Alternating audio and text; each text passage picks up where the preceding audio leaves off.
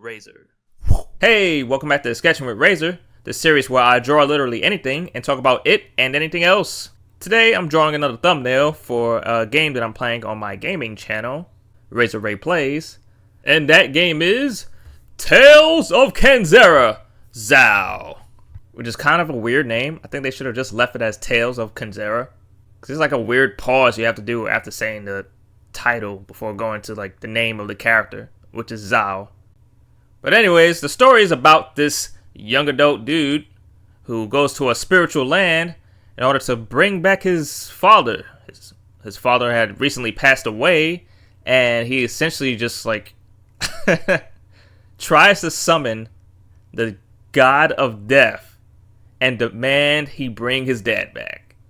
Which is a pretty insane concept for someone to just stroll up to an area, summon the god of death, and demand they bring whatever they want back to life. Granted, there is a caveat to doing this, and Zau, which is the name of the protagonist, knows this.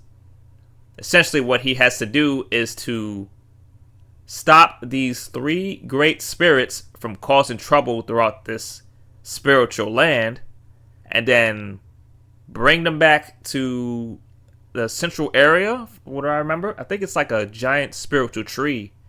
Normally, the whole idea behind all these three spirits is that they are being troubled by something, and Zau has to fix whatever that something is. Luckily, Zau isn't running into this without any means of protection or defenses or offenses or whatever. He is a trained shaman, which in this world means he's able to manipulate what seems to be spiritual energy. And most particularly, he is able to put on two different masks. Each mask is a representation of the sun and the moon, respectively. The sun can, of course, manipulate fire, and the moon can manipulate ice. You'll be using these two different masks throughout the area to traverse, to fight, to essentially get past these constant obstacles that are being thrown into your path. While I do like the concept, the execution during combat is not great. Or at least it didn't feel great to me. The reason why is because the combat plays similar to that of an action game where you're doing multiple combos to deplete the enemy's health bar. The health bar for these enemies, which is probably like 4 to 5 different enemy types, from what I can remember. Not a lot of enemy types. The health bar for these enemies are normally color-coded, and each color represents what's needed in order to defeat the enemy. So for example, if there's a yellow health bar, which is what most enemies have, you can just defeat them with any sort of attack, whether that be projectiles, mask-oriented attacks, or super attacks. More on that later. White health bars are armored health bars, which means it takes a lot more in order to defeat those enemies. However, if there's a red or blue health bar, those health bars are linked to the mask, which is where the problem comes in. Because while you're attacking enemies with the yellow health bars, thinking that, you can use whatever mask that you want in order to defeat them, they'll also throw in these red or blue colored health bar enemies at you in the mix, which then forces you to switch to a specific type of attack in order to defeat that enemy. But because they're mixed in with other color-coded enemies, your attacks may sometimes, not even may, you will end up attacking the wrong type of enemy and doing less damage and leaving yourself wide open for attacks, because those enemies that you're doing less damage to won't be stunned by your attacks. Because they're not stunned, they end up armoring through your attacks and attacking you. And when normally in this game, when you get attacked, it's like this big knockback to you, which knocks you down, and you'll have to wait for your character to get through the animation to get back up and get back into the fight.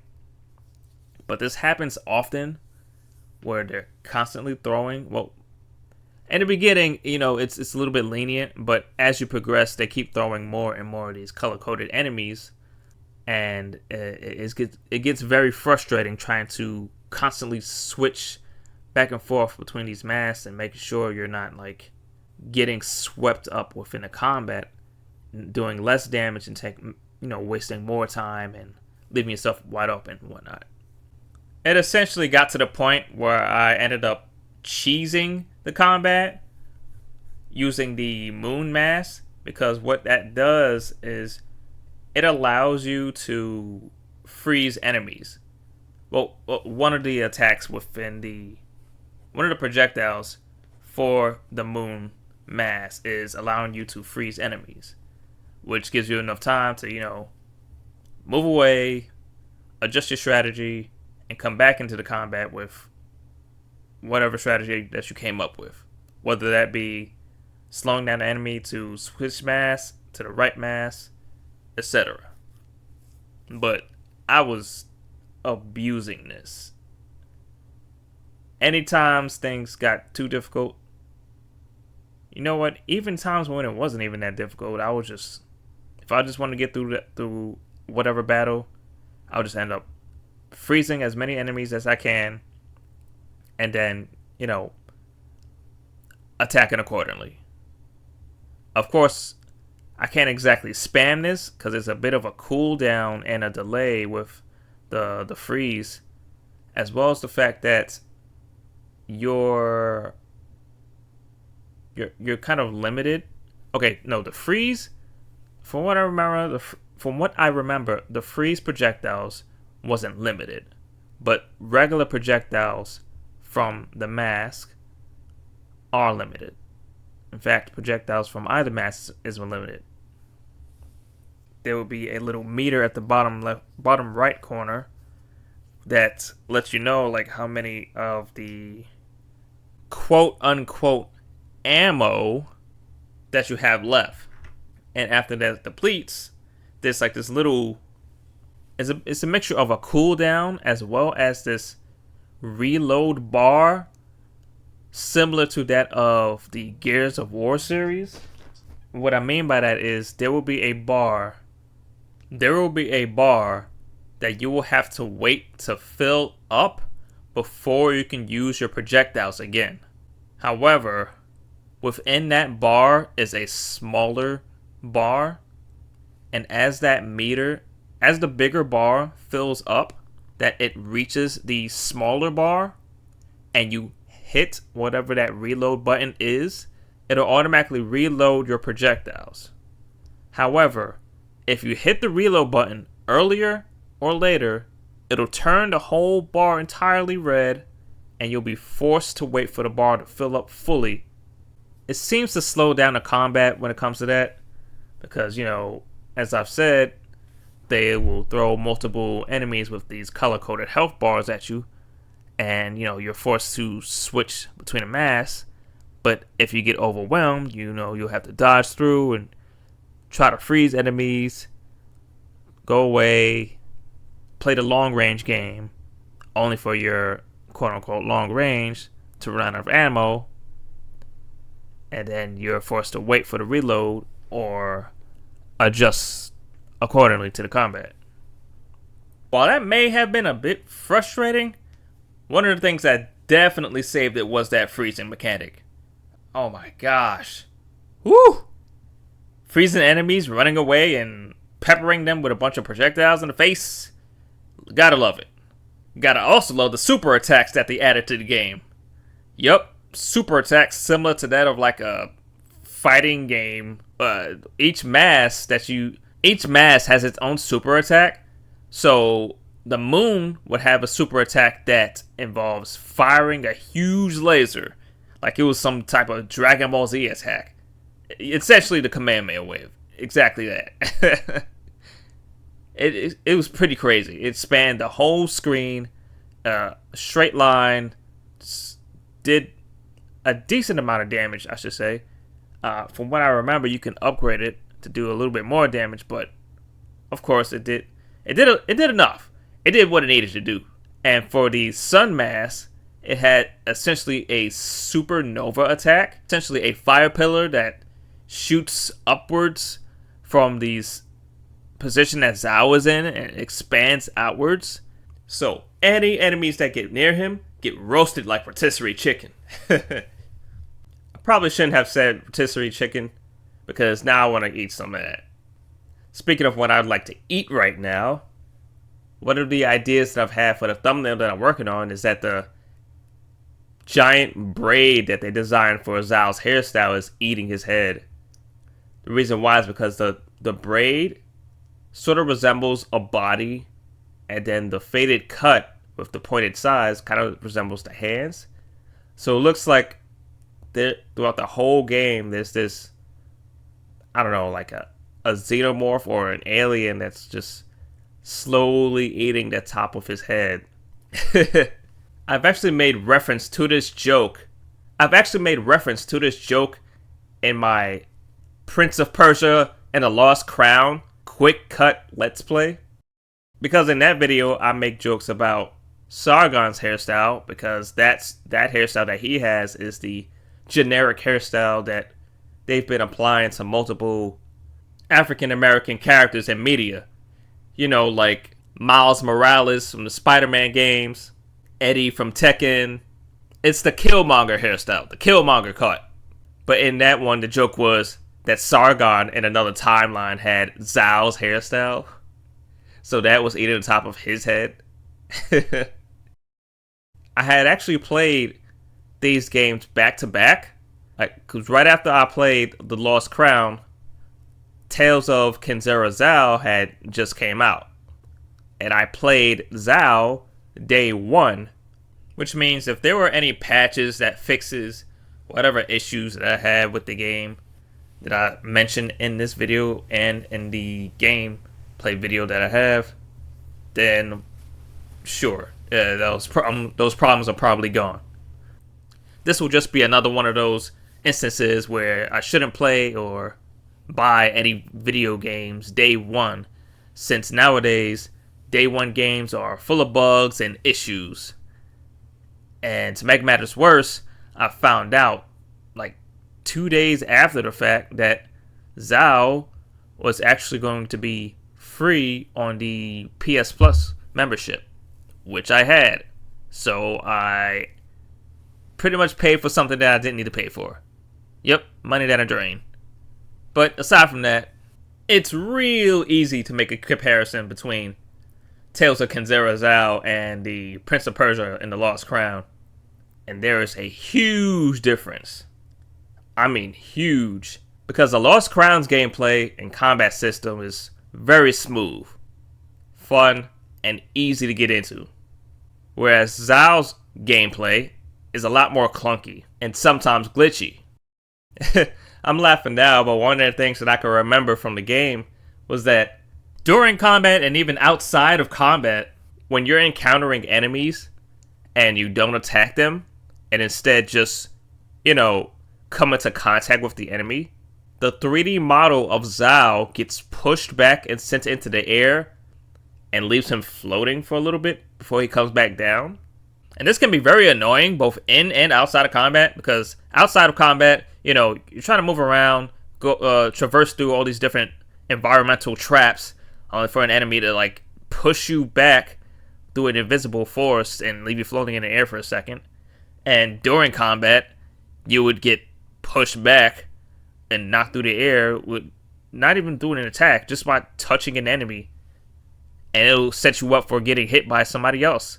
Especially when it comes to projectiles from other enemies, especially the flying ones.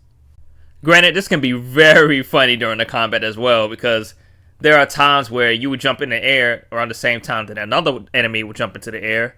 None of you would attack each other, but your bodies would just collide, and then there would be this weird 3D model pushback, and you're just slowly drifting in the air, waiting for you guys to come back down to the ground. It looks very silly. It literally just makes us look like we did a chest bump in the air, as though we're old buddies and we haven't seen each other in a long time. It's like, Steve, Paul! And then we just chest bump. Ugh. Check this out, right? So there are these enemies that during idle animation, they were kind of like they're dancing with a club in their hand.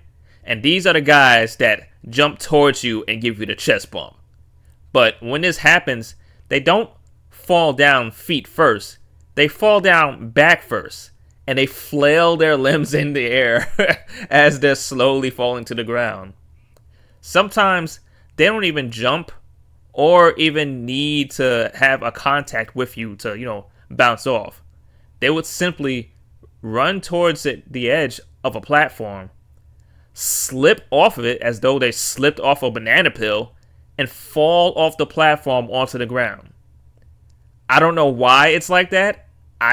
It seems like a thing where it's like the game, like the people who made the game either rushed it or didn't program it properly, because enemies like these will just do that by themselves and just fall to the ground like idiots.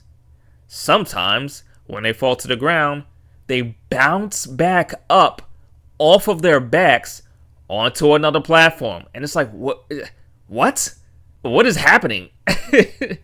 And I would see this while I'm fighting other enemies, and I'll just start cracking up. I'm like, what are you doing over there, man? I don't know, man. The floor is slippery. Gosh. And apparently the floor is bouncy. It's so stupid. But I think there's no bigger moment like that made me think that the game was rushed or unfinished than when I was in the middle of doing, I believe it was the moon mass super attack, where you're firing essentially a huge ki blast or a Kamehameha wave at the enemies. But right before the attack can even be released, as in during the animation in which I'm getting ready to start the attack, I was hit and then killed. There are no invincibility frames during the animation before the attack. While I think that is an issue to not have any iframes, the real issue, the funny issue, is what happens afterwards. The game reloads me right before the enemy encounter, but Zau is in the same position he would normally take during the moon mass super attack. But because I'm not actually doing the super attack, it literally just looks like Zau is floating in midair with his arms and feet thrust forward and floating in midair. And it's crazy because you can actually still move around while in this floating position. And when you move around forwards and backwards, he doesn't turn around. He just stays in a forward position. So it looks like he's driving an invisible vehicle. You move forward, he drives forward. You move backwards, he's in reverse. It's very silly looking. Man, it's like he's putting Wonder Woman and her invisible jet to shame, yo. And another thing is that I actually stayed moving around like this for a while, just for fun's sake, and jumping without touching the floor, mind you, because his legs and arms are forward, not and in the air. So he's like, I guess, jumping with the invisible vehicle, or I sometimes like to say he's just farting and shooting himself into the air. But what I also did was go back into the enemy encounter from before while still stuck in this animation. And while I wasn't able to use any actual attacks because I was still stuck, I was able to switch mass. And when you switch mass, it doesn't take him out. It takes him out of the moon mass special attack position, but throws him into this weird pose that he takes right before the sun mass super attack animation. And he's just stuck there. It kind of looks like Zau was doing an attempt at a dab with his leg pointed downward. It's very weird looking. And the only way for me to get out of that was to use the supernova attack, which is that giant pillar of fire that destroys enemies that are near you. Which is that giant pillar of fire that destroys enemies near you.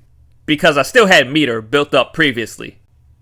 Oh, and speaking of that supernova attack, oh man, it looks absolutely amazing when you upgrade it to the max.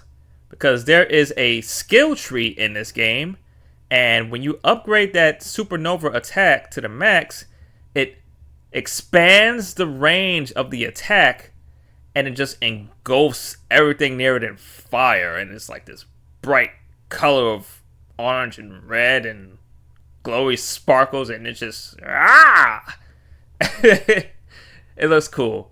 Yeah, there's a lot of if there's anything that I can say with this game is that a lot of the visual effects and the aesthetic of the game is very cool. It's very vibrant, saturated in terms of the colors, and I really love the UI for the menus, mostly because the UI is in this glowy, pseudo-futuristic purple, and I love me some purple. Gotta give me some of that purple stuff, know what I'm saying? Back to the thumbnail that I'm drawing. Okay, so the guy behind Zau, who's, doing his little muscle flex while there's an alien eating the top of his head, that guy behind him is supposedly the god of death, whose name is Kalunga. There is a bit of a mystery as to whether or not he actually is the god of death. So I just had this huge piece of paper taped to his bald, shiny forehead that says, definitely Kalunga. Nobody else but Kalunga. There's nothing behind the green curtains. Or at least in this game, it would be purple. Yeah, but I kind of had him just give Zau this look of, like, hey, what are you doing? Stop being so full of yourself. Because there was a bit of arrogance when it came to Zau, at least for the most part, because he changes a bit later. But the old guy behind him, Kalunga, acts as his guide throughout the journey, and they banter a lot. And during these banters, Zau would be a bit full of himself or overzealous, and Kalunga would have to try and put him in his place or let him know, hey, chill out. Stop being a fool. Stop scaring little girls while a bridge is collapsing. And that sounds weird, but yeah, that's literally an instance in a game where Zau is, it's actually in the beginning. Zau is trying to progress through the story across a bridge, but there's a little girl singing on the other end of the bridge, like in his path. So he's like, hey, get out the way. And she's like, what? I said, get out the way. And she just like screams and runs away. And his stomping and rushing through the bridge ends up collapsing said bridge and sending him into the caves beneath everything. It's like, what? This is crazy. His actions almost got this little girl, badly hurt or worse. But we actually find her later, and it's kind of funny because we actually find her multiple times as we're progressing, simply because she's initially keeps running away, which appears to be as though she's afraid of Zau. But you can actually see her, and I noticed this during my rewatch of my playthrough while I was editing, but you can actually see her playing around as though she thinks that this is a game of him chasing after her, mostly because Kalunga was like, hey, Zau, you gotta apologize, man. That was uncool. And, Zau was like, okay, you're right. That was uncool. I'm gonna try and apologize. But every time he tries to get to her and apologize, she runs away. And when they finally meet up, he's like, why were you running away from me? She's like, I thought we were playing a game. You chase after me and I run away. Silly. But it was actually kind of weird as well, because the 3D model and the 2D art for the girl appears to be a lot younger than what the voice actually ended up being. So when I heard it, I was just like, oh, okay, this kind of throws me off a little bit, but I guess the voice is young enough to fit the bill. Regardless, it was funny. What wasn't funny was the fact that we had to deal with her mom, which was one of the great spirits. Her mom is like this giant bird of like thunder and lightning that we had to deal with. I believe it's the first major boss of the game. Which the bosses, for the most part, were pretty much simple. It was just, you just have to figure out how to properly defeat them, because there are each boss has its own gimmicks. For the Thunderbird, which is what I'll say is what the mother is,